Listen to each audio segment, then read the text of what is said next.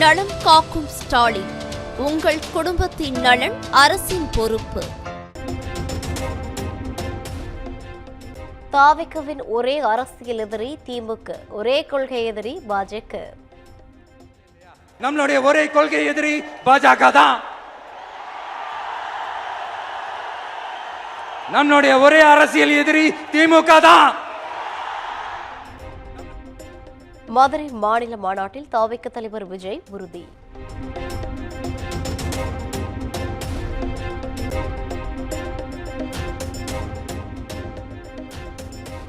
இரண்டாயிரத்தி 26 தேர்தலில் தாவிகவுக்கும் திமுகவுக்கும் இடையில் மட்டும்தான் போட்டி என விஜய் மீண்டும் திட்டவட்டம். எப்படி நம்மளுடைய ஒரே கொள்கை எதிரி, நம்மளுடைய ஒரே அரசியல் எதிரி. கூட்டணி வைத்து ஜெயித்து விடலாம் என்ற திமுக எண்ணம் பலிக்காது என்று விஜய் பேச்சு.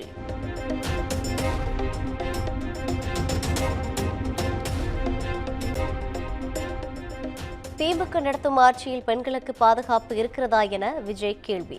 Stalin uncle very wrong uncle என்றும் விமர்சனம். ஒரு ரைடுன்னு ஒன்று வந்துட்டா போதும், இது வரைக்கும் போகவே போகாத ஒரு மீட்டிங், அதை காரணம் காட்டி டெல்லிக்கு போறது, அங்க ஒரு சீக்ரெட் மீட்டிங் நடத்துறது. Stalin uncle, what uncle is very wrong uncle. ஒரு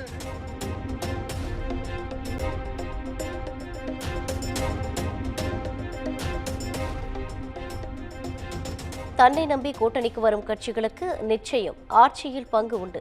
2026 தேர்தலை சந்திக்க அரசியல் கட்சிகளுக்கு மதுரை மாநாட்டில் விஜய் அழைப்பு.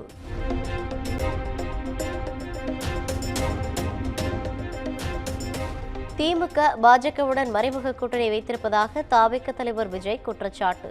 ஒரு ரைடு நடந்தால் டெல்லி சென்று ரகசிய கூட்டம் நடத்துவதாகவும் விமர்சனம்.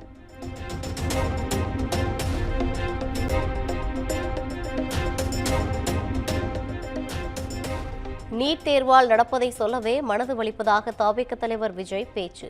காலதாமதம் செய்யாமல் தமிழக மக்களின் உணர்வுகளுக்கு மதிப்பு கொடுக்க பிரதமர் மோடிக்கு வலியுறுத்தல்.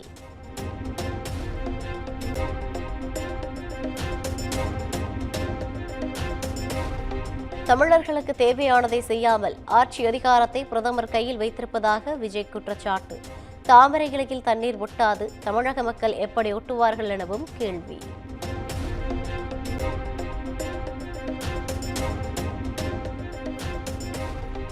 மாபெரும் மக்கள் சக்தி கொண்ட வெகுஜன மக்கள் படை தாவிக கூட்டணி. மக்கள் படை இருக்க அடிமை கூட்டணி நமக்கு எதற்கு என்றும் தாவிக தலைவர் விஜய் உரை.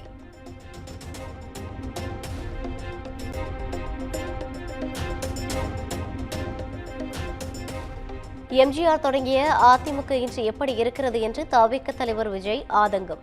பொருந்தா கூட்டணியாக அதிமுக பாஜக கூட்டணி உள்ளது எனவும் விமர்சனம்.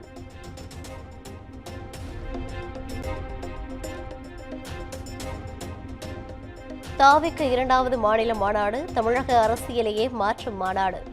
இந்த கூட்டம் ஓட்டாக மட்டுமல்ல, ஆட்சியாளர்களுக்கான வேட்டாகவும் மாறும் என விஜய் ஆவேசம்.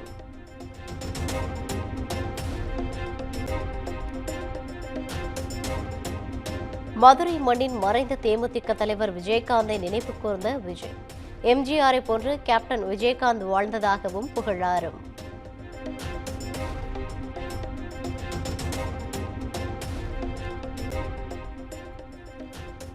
இரண்டாயிரத்தி 26 தேர்தலில் அனைத்து தொகுதிகளிலும் தான் களமிறங்குவதாக நினைத்து மக்கள் வாக்களிக்க விஜய் வேண்டுகோள். தாவேக வேட்பாளர்களை வெற்றி பெற வைத்தால் தன்னை வெற்றி பெற வைத்தது போல என்றும் பேச்சு.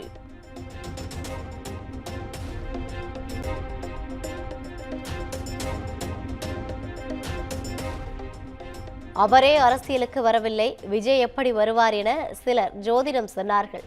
நடிகர் ரஜினிகாந்த் அரசியலுக்கு வராததை மறைமுகமாக விமர்சனம் செய்த விஜய்.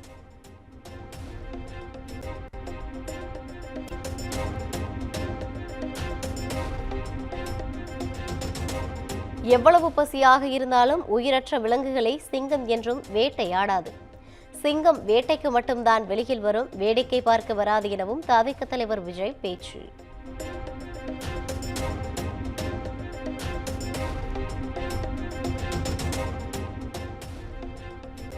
தாவேக மாநாட்டு திடலில் உள்ள ராம்பாக் மேடையில் தொண்டர்களை பார்த்து கையசைத்தவாறு வந்த விஜய்.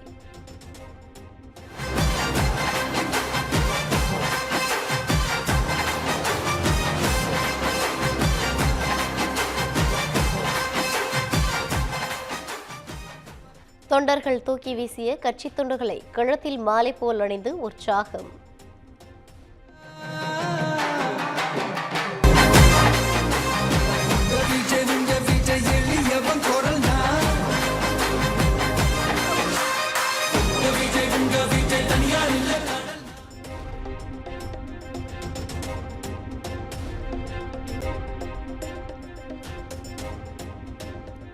நடிகர் விஜயின் தமிழக வெற்றிக் கழகத்தின் 2வது மாநில மாநாட்டில் சுமார் 3 லட்சம் பேர் பங்கேற்பு.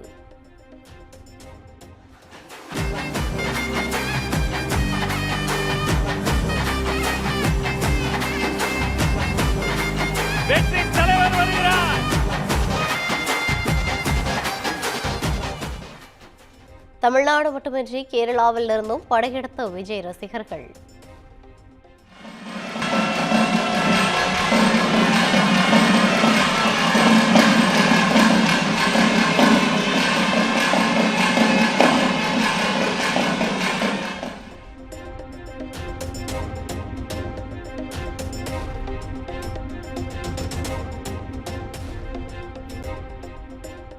தாவேக மாநாட்டு மேடையில் கட்சிக் கொடியை ஏற்றினார் விஜய்.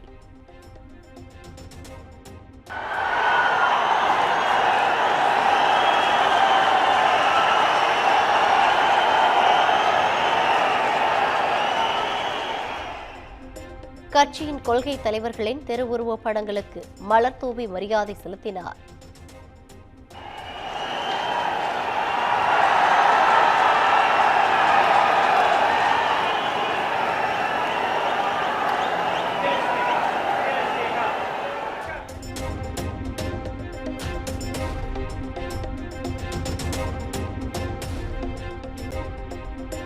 மதுரை தாவேக மாநாட்டில் சிறப்பு பாடலுடன் என்ட்ரி கொடுத்த விஜய். கட்சியின் தலைவர் விஜய் பாடிய உங்கள் விஜய் உயிரென வாரேன் நான் என்ற பாடலை கேட்டு தொண்டர்கள் உற்சாகம்.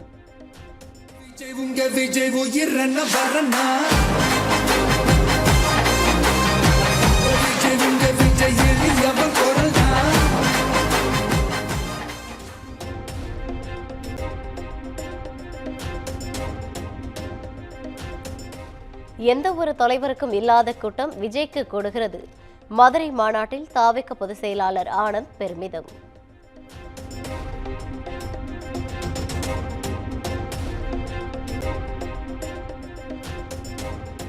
எம்ஜிஆர் ஜெயலலிதா கொள்கைகளிலிருந்து அதிமுக தடம் மாறிவிட்டதாக ஆதவ் அர்ஜுனா விமர்சனம். அண்ணா எம்ஜிஆரின் கொள்கைகளை உள்வாங்கி அரசை உருவாக்க விஜயால் மட்டுமே முடியும் என்று பேச்சு.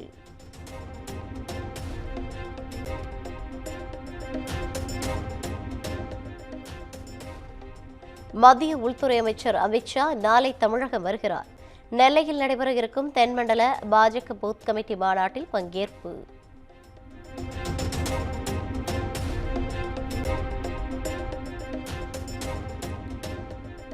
நாட்டில் என்ன நடக்கிறது என்றே தெரியாமல் விஜய் பேசுகிறார் என எடப்பாடி பழனிசாமி பதிலடி. எந்த இயக்கமும் கட்சி தொடங்கிய உடனேயே ஆட்சிக்கு வந்துவிட முடியாது எனவும் எடப்பாடி பழனிசாமி பேச்சு.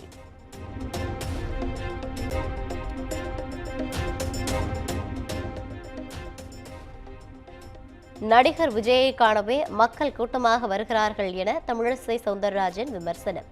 விஜயின் மாநாட்டை விட அமித்ஷாவின் வருகை தமிழகத்தில் தாக்கத்தை ஏற்படுத்தும் எனவும் உறுதி.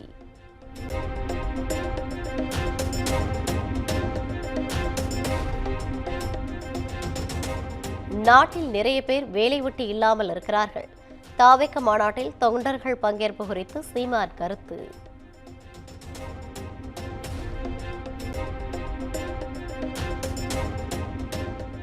நாமக்கல் மாவட்டத்தில் மணல் கடத்தலை தடுக்க முயன்ற பெண் அதிகாரி தாக்கப்பட்ட விவகாரம்.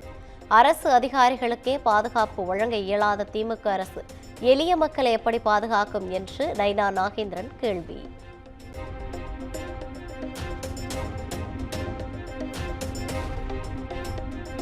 வைணவ சமயத்தில் தென்கலை வடகலை பிரச்சினை தீராத பிரச்சனையாக இருக்கிறது. சென்னை உயர்நீதிமன்றம் அதிருப்தி.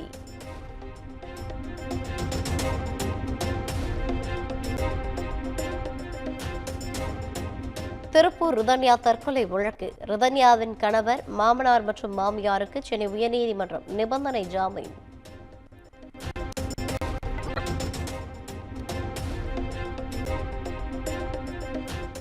நாடாளுமன்ற மழைக்கால கூட்டத்தொடர் நிறைவு.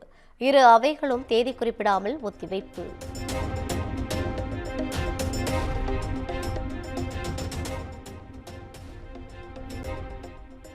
ஆன்லைன் சூதாட்டத்தை தடை செய்யும் மசோதா குரல் வாக்கெடுப்பு மூலம் மாநிலங்களவையில் விவாதமின்றி நிறைவேறியது.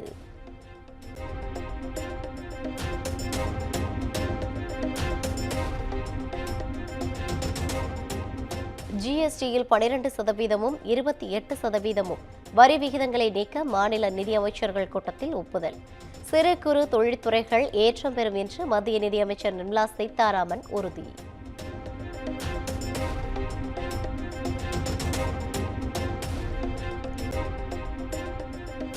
ரஷ்ய அதிபர் புதினுடன் இந்திய வெளியுறவுத்துறை அமைச்சர் ஜெய்சங்கர் சந்திப்பு.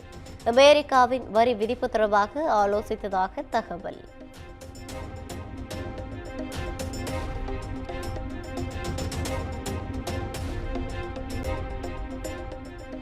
டெல்லி முதலமைச்சர் ரேகா குப்தா மீது தாக்கப்பட்ட விவகாரம்.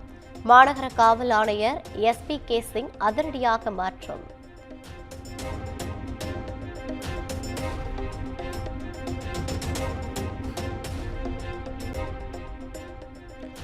இந்தியாவை ஜனநாயக கூட்டாளியாக அமெரிக்கா நடத்த வேண்டும். அதிபர் டிரம்பின் நடவடிக்கைக்கு எதிராக குடியரசுக் கட்சியின் மூத்த தலைவர் நிக்கி ஹேலி கருத்து.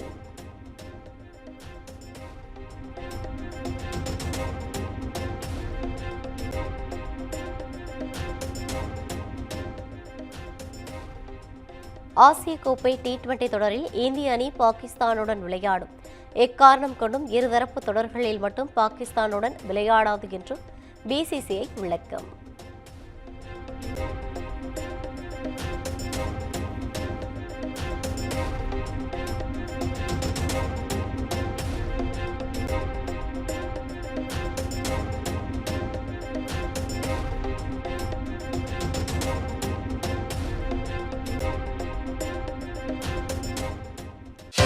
நலம் காக்கும் ஸ்டாலின். உங்கள் குடும்பத்தின் நலன் அரசின் பொறுப்பு.